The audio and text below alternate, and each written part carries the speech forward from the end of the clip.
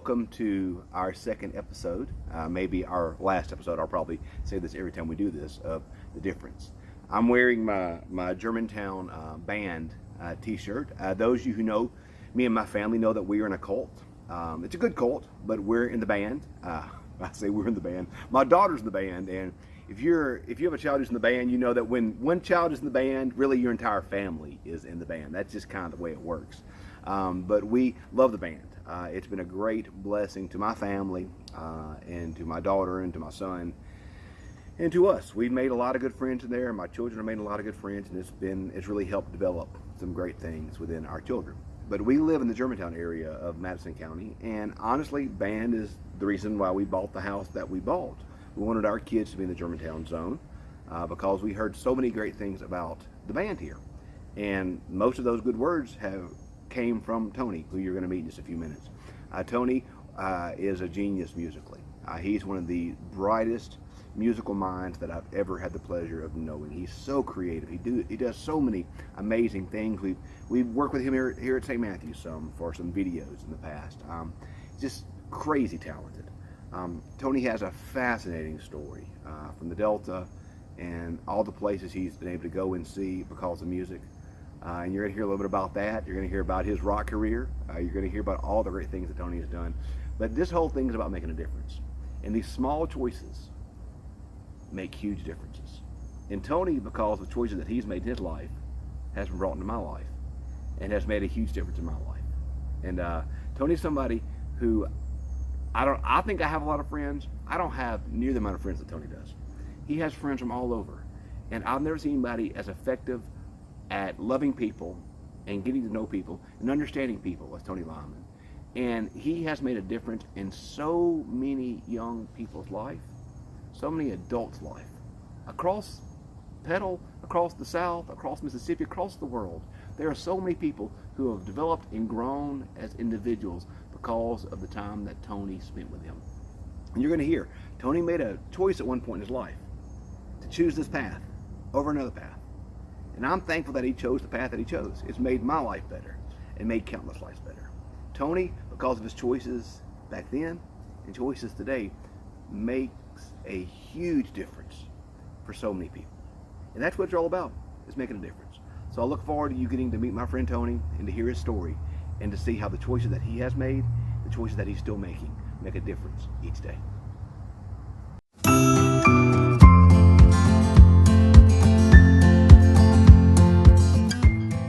The opening of the jerk. I was born a poor black child in Mississippi, but I grew up single mom, and you grew up in Greenville, right? I mean Greenwood, right? Greenwood, Mississippi.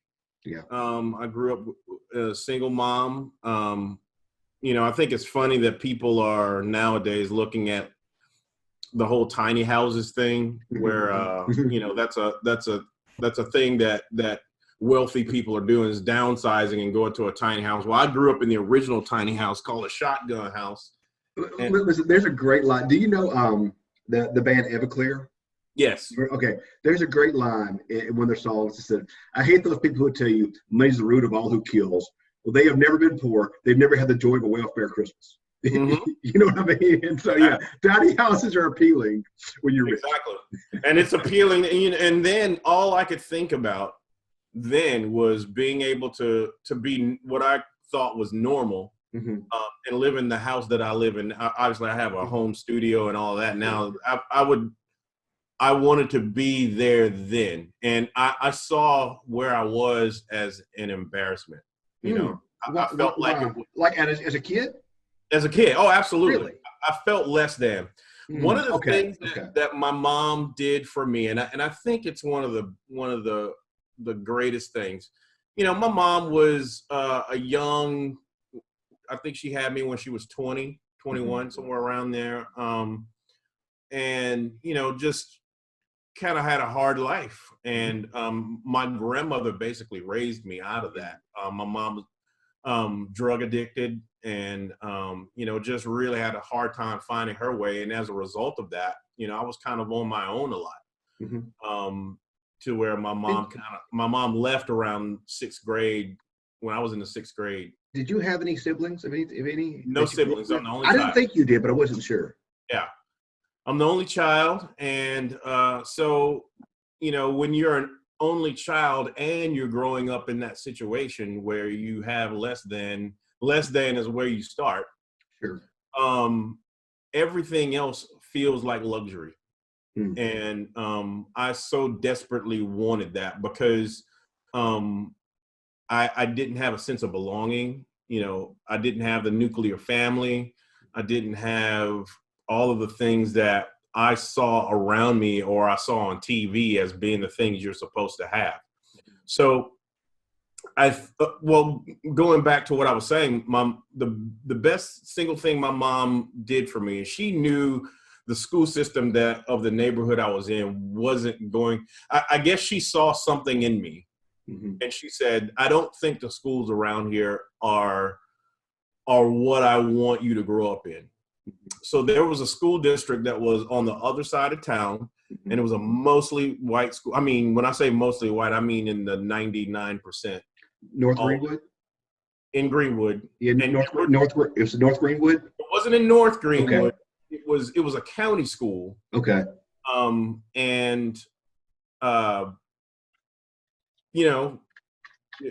We could get into the racial income disparity. I think that's another discussion for another day, but that's kind of... You and I've had that conversation for years. Exactly. Yeah. And it's the Mississippi Delta in the early 1980s. I entered school there in 78, 79 in the first grade, 78, 79, somewhere around there. So I'm growing up, I'm going to an all-white school in the rural areas of Greenwood, Mississippi. Wow. In the early 80s, which is the first experiment, if you think about it historically. Yeah. Oh, yeah. It's the first experiment of white and black people That's right. willfully going to school together. We're the first experiment of it. Our generation from Mississippi were really the first, because I started school 81-ish, and so same deal, like the first integrated from first, we didn't have K back then, from first through 12. We were the first people that actually knew integration completely all the way through. Yeah, right. Which is hard to think about. That's in our lifetime. Exactly. It's our lifetime. We were the beginning of, okay, we're going to do this on our own instead of being forced to do that. 10 years, less than 10 years before I entered the school district there was when they were busing people in. They were busing teachers. In fact, my aunt was one of the teachers that they bused to this very school. I want to say 6 years before I entered this school, my aunt was bused from a school across town to this school. Wow. And all the parents got together and sent their kids to this elementary school in blackface to intimidate the black teachers that came to this school. And 8 years later, I enter school willing as that's the landscape of me growing up in this school. Now, when I get there, one of the good things about it is that, the kids hadn't been completely tainted. We were just young kids getting together and going to school together. We were kids, and we were the first of it. And there was some pushback from some of my friends' parents because they just didn't want to see this interaction happening, but it was happening. I also went to school out of district. But, back then, there wasn't so much money tied to district. And everybody in school knew it, but they kind of allowed it to happen because my grandmother was a babysitter for a lot of the teachers. Oh, wow. Okay. At school. So they kind of fed the ecosystem. Sure. There needed to be a certain amount of black teachers in this school system. And my grandmother was babysitting for some of these black teachers that were in there. And they in turn gave me a ride to school. Yeah. So it was kind of this ecosystem that was happening. Wow. So they knew that if they blew the whistle on me being at that school, then some of the teachers there wouldn't have childcare, which would take them out of the school, which they wouldn't meet their quota. And then if you're the dom, in many ways you're that linchpin. Exactly. If you aren't there, then it all crumbles in that way. Yeah. Exactly. Yeah. And so I think that's what shaped me. I very early on, I started in a neighborhood that was different than the environment I got educated in. And so every day I got this cross sample of how people were. Like, wait a minute. In the 90th percentile, there's no difference in these two, like in terms of things that matter to me, how we feel, how we interact. The things that I cry about are the same things those kids cried about. The things that their parents were getting on to them about were the same things. And it was, if there was any racism between us, it all had to be learned from adults.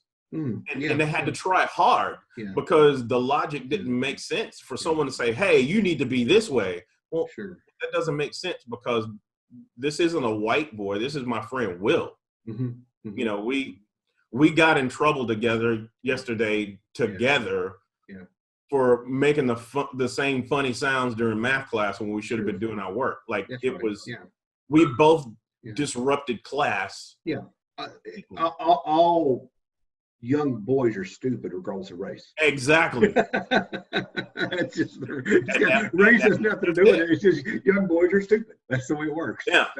So being in the environment shaped who I was from the ground up. I didn't have to learn to consider someone else's point of view because I was living it.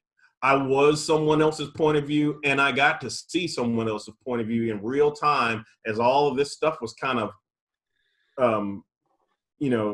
formulating itself in the Mississippi Delta, which is, the poorest part of the entire United States. And see, I actually didn't know that part about your story, which makes perfect sense because you are one of the people in my life I know the best, who is the best at interpreting for others what people are saying. Like you've always been gifted at saying, no, or trying to understand, and then literally interpreting what they say, this is what they're trying to say. Like I've seen you build those bridges in your entire life, basically. Right. And that I found myself in mediation positions my entire life because I feel like I'm bilingual and I feel like I'm biracial, not biracial in a biological term, but more of a cultural and experience standpoint, because I got to see all of these things happen. And, being in that system,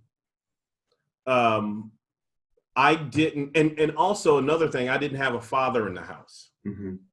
And we all know that fathers are the ones, especially with sons, that tend to solidify the walls that we put up. And I don't necessarily say that as an indictment or anything. I mean that I think that's a nature versus nurture kind of thing. I think dads feel like their role is to toughen up their sons. I can something to that.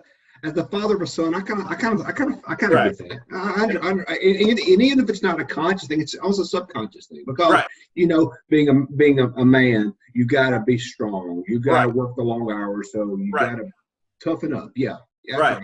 And I didn't have that, so a lot of those walls that I think I would have initially put up and been coached to put up and resist on, I didn't have those things. So enter in the 5th grade, I got enamored by the band program that was at my school. It was at the time the largest elementary school band program in the state. In the whole state. In the whole state, it was because they allowed 5th graders to be a part of it. Oh, I see. Okay. Band programs were 7th and 8th grade, and sometimes 7th, 8th, and 9th, depending on what the junior high structure was. Sure. But we had 5th through 8th graders. Oh my goodness. And y'all were big and loud. Oh yeah. Hang on one second. Yeah. Get out of this thing. Okay, so here's a very unusual thing about, with it also being the largest elementary school, that's gonna connect a whole bunch of dots as it relates to me. The director of this band was not a school employee. Mm. Mm-hmm. He was hired by the band boosters and paid a stipend to be a part of this band program. And he filled in the gaps by teaching private lessons. So every student in that band took a private lesson with this director. Oh, wow. Every student in the band? Every student in the band took a private lesson. Bless his heart. This guy was a very charismatic, young black guy teaching a bunch of white kids. Yeah. There and yeah, that was Tony Lymon 1.0. So there was my father, and he took me under his wing.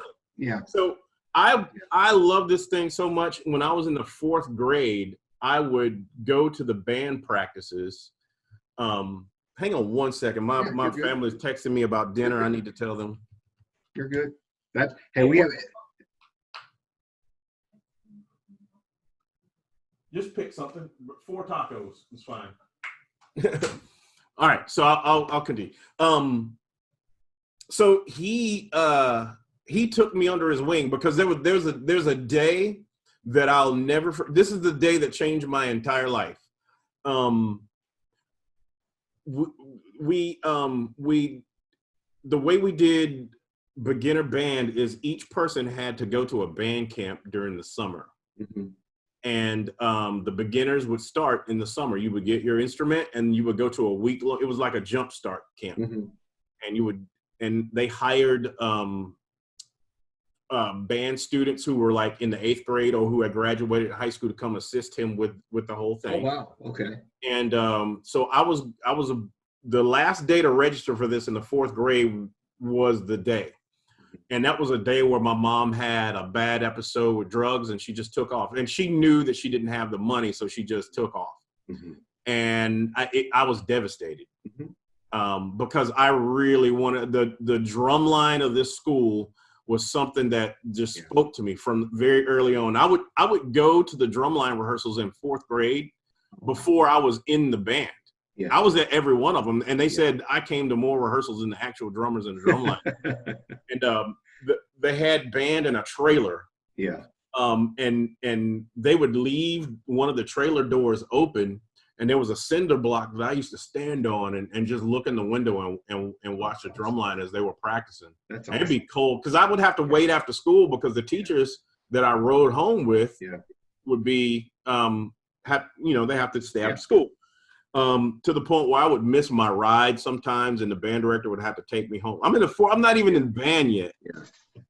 So this day was the last day. My mom had taken off, and I was like, "Well, there it is. I'm never gonna be in the band again." And I remember sitting there. I was in the cafeteria, and I was crying, sitting on the floor crying. And he walks up to me, and he goes, "Hey, buddy, do you want to be in the band?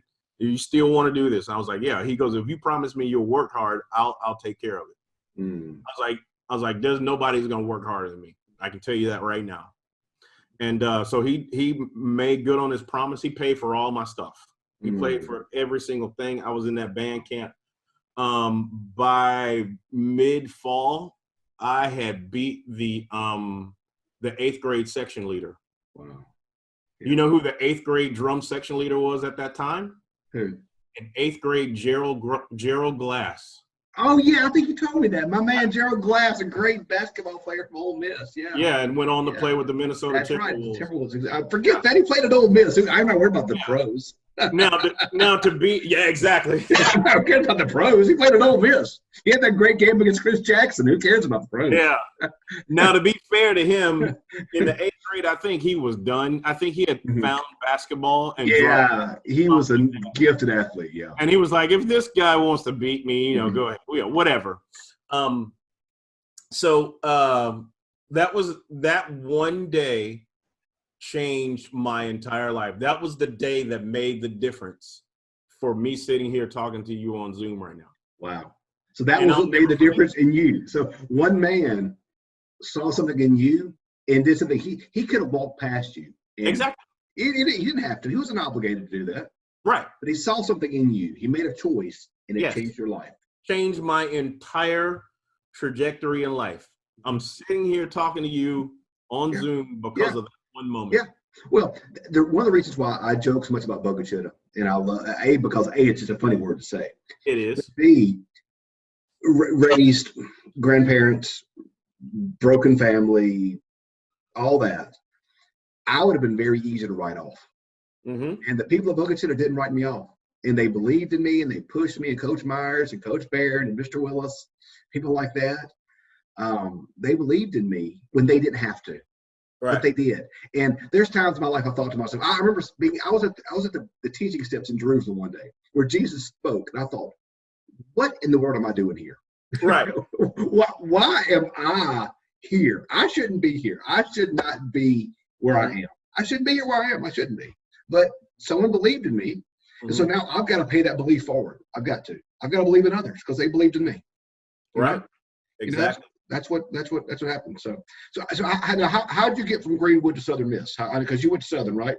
I did. Well, once I got to high school, I quickly became the best percussionist at my high school. Yeah. And then and Tony's going to be, I don't know if he falls over or not. Tony is one of the greatest percussionists in America. I mean, he really is. You're very flattering on that. But you are. Tony, you really are. You really are. And from there, I became one of the best percussionists in the state. Mm-hmm. And my teacher at the time was a Mike Garnand, who was the former band director at Petal High School, where I worked. And he took me to this national band competition called Bands of America, because our school just wasn't good enough to go to any kind of national thing. But he wanted to show me what the rest of the country was doing. Mm-hmm. This is what it looks like on the highest level. And that happened at University of Southern Mississippi. It was a Southern Regional, and he took me on that campus, and I got to see the Pride of Mississippi marching band, which was the most people I'd ever seen in a marching band in my entire That's right. life. Yeah. And I fell in love with University of Southern Mississippi, and then Southern Miss had this honor band that they got. It's called All South Honor Band, where they chose. It was an audition based thing, and they chose people from all over the Southeast, from North Carolina to Texas, and they made. It was really cutthroat to make this band, and I made it. Mm-hmm.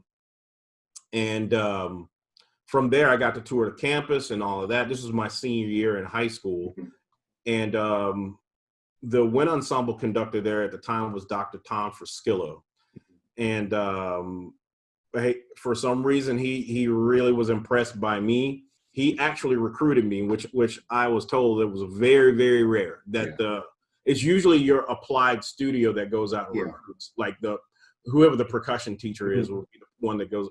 It's very rare that the head honcho will go out and recruit a student, and he did that with me.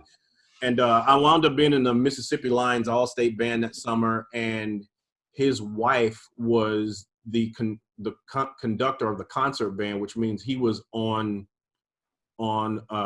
tour with us in Lions Band, and I got to know him even better. Wow. And basically he told me, I'm gonna make this to where this is not a problem for you to come to Southern Miss. I got a full scholarship. Oh, wow. I actually got money back. And I had applied all over the country at schools. I had gotten audition for the Eastman School of Music in Rochester, New York. I couldn't afford to go. Mm-hmm. But I won the audition and could go if I wanted to. But who has at the time $20,000 a semester? Coming from the great circumstance you came from, you just had plenty of So. Exactly. So Southern Miss it was, and Andy, it was like a rebirth when I arrived on the shores of Hattiesburg, Mississippi. On the majestic Leaf River, you found the majestic Bowie River changed me. But it was, in all truthfulness, it was a rebirth, because it was like I left that life behind that was so full of shame for me, and in my later adult life, I now see that was a badge of honor. Like that was what made me, but I couldn't see it at the time. Yeah, All I sure. saw in my 17-year-old brain, which I was 17 when I got to Southern Miss. A kid. I mean, you were a kid. Exactly. Yeah. This was all shameful, and I need to just put it behind. But I was able to be who I was. There was nobody else from my high school that went to Southern Miss. I was there by myself, and when I got there, I was only the Tony Lymon that I would tell people I was. Sure. I got to start over. I wasn't my mom. I wasn't the things that she was doing in the town. I wasn't the black kid at the school. And the diversity at Southern Miss was completely different than anything I'd experienced in the state of Mississippi, to the point where I couldn't even believe it was in the same state. And I remember one of my friends who was actually from Hattiesburg, the white guy who was in the Pride, he lived at home in a neighborhood, and there were like black people living next door to him. And to me, that blew my mind. I was like, dude, this is so cool. Black people and white people live in the same together. That's crazy talk. There's no river or railroad that separates you guys. That was completely foreign to me at the time. Yeah. And we go back in our history of Mississippi. That's not that long ago. Right. Yeah. You know? Yeah. We're talking 30 years. Yeah. And so I felt like there was a great cathartic liberation that happened when I got to Hattiesburg, where I could finally be the person who I am and start to use my talents for what I wanted to do, and not be asked every minute, why are you doing this? Because I came from a family of athletes, and in Greenwood, Mississippi at the time, your worth as a young black male was, what can you do for our sports teams? Is it?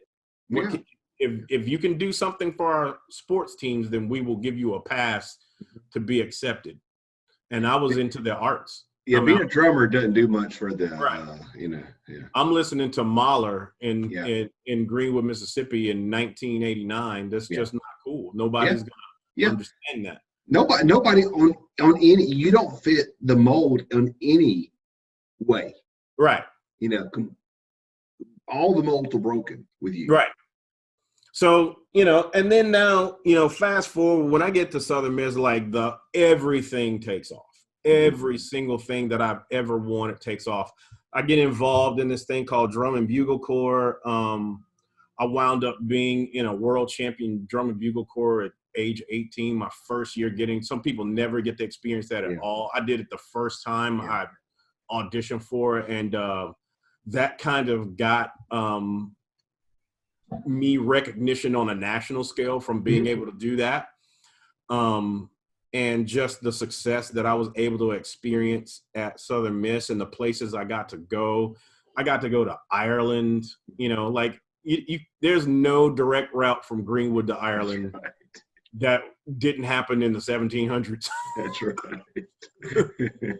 You can't get there from here. Exactly. You can't get there from here. So, that was kind of what built me up. And so towards the end of all of that, I'm gearing up to go to, I'm thinking about graduate school, and I had my sights on going to Boston. I wanted to, my goal was I wanted to be in the Boston Symphony Orchestra. That was my goal. Which, by the way, was an achievable goal for you. That's doable.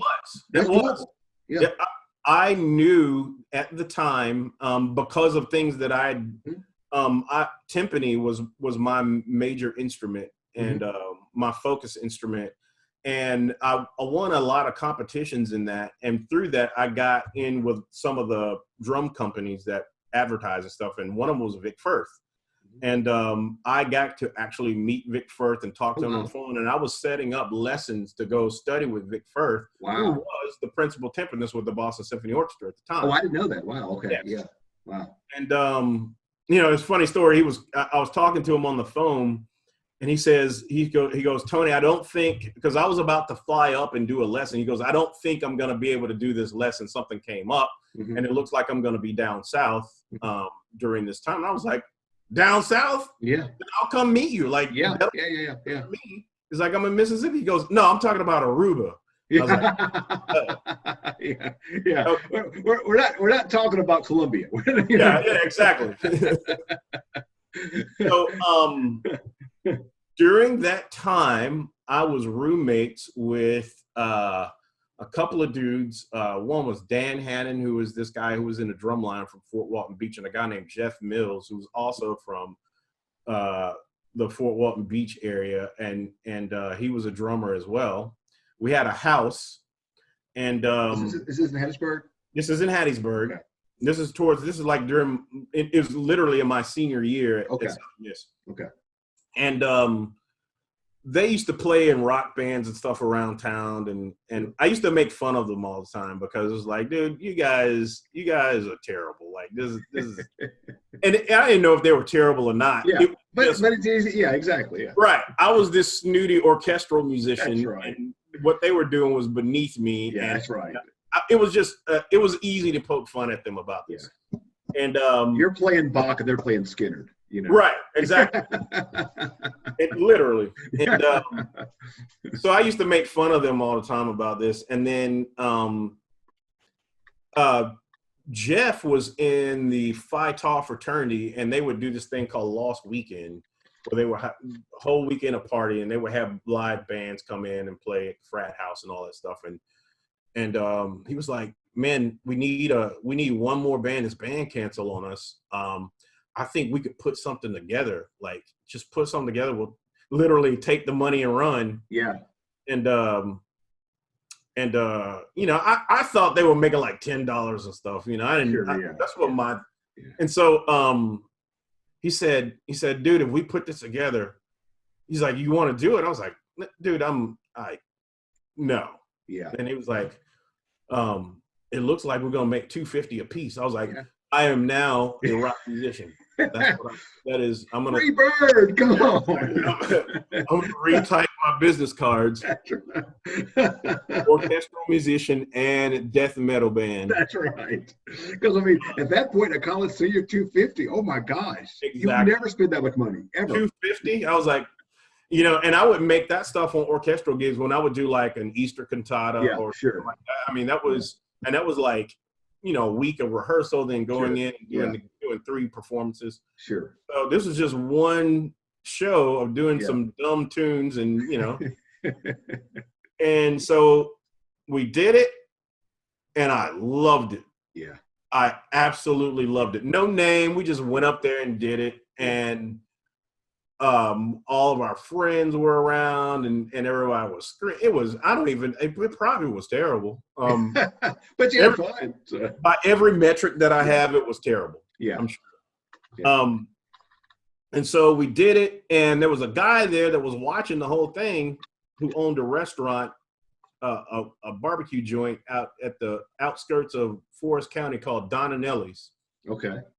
And he said, hey, would you guys have a business card or it was like, we don't even have a name. We're just doing this. We're just guys. We're roommates. You know? He's like, would you do this and come out and play at my barbecue joint? We're like, another $250? Sure. I'm there. I'll be there tomorrow. Yeah.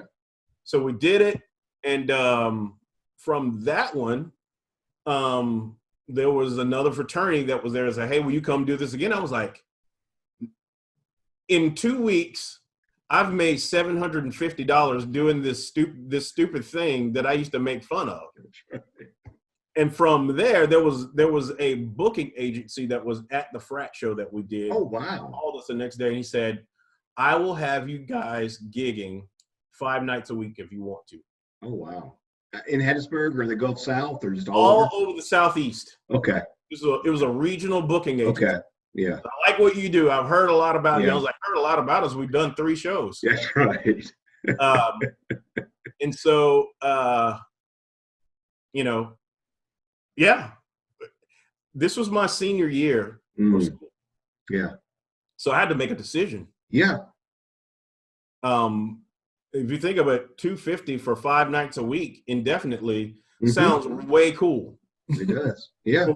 person that, you know, lived off of 250 for a couple of months. That's right. Yeah, that's right.